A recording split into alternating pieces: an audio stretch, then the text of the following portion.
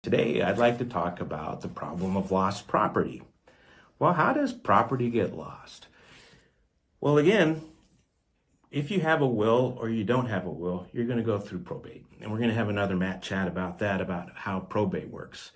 But the bottom line is most wills just end up saying, all my rest, remainder, and residue, I leave to my kids, either 50-50 or thirdsies or however many kids you have.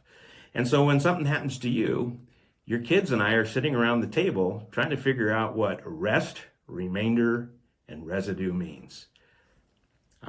If we don't know what it is, we can't ask to have it come to your children.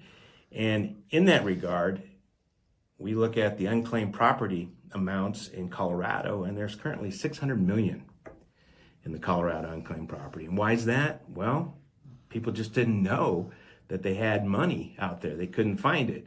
In the old days, we used to just have the mail shipped to our office and we'd go through it to find out what people owned. But now we have smartphones and we just keep all our banking and our money and our finances online with all these passwords on our smartphones.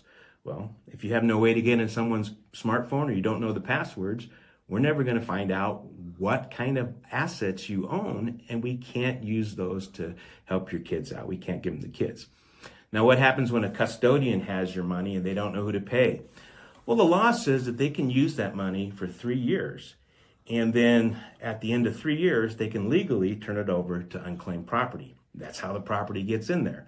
We just don't understand where it was. We don't know to call the life insurance company or the bank or whatnot.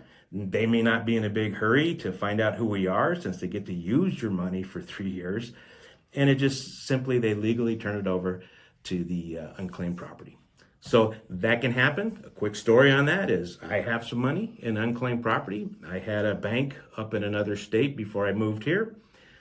They hadn't heard from me in 3 years and they sent it to unclaimed property. So it happens to all of us. You might want to check unclaimed properties to see if you have any money in there that you need to get. But don't let it happen to your kids, because the bottom line is when you're not around, we really can't figure out what you have. So if that's a concern for you, we definitely have some plans and some programs to keep that from happening.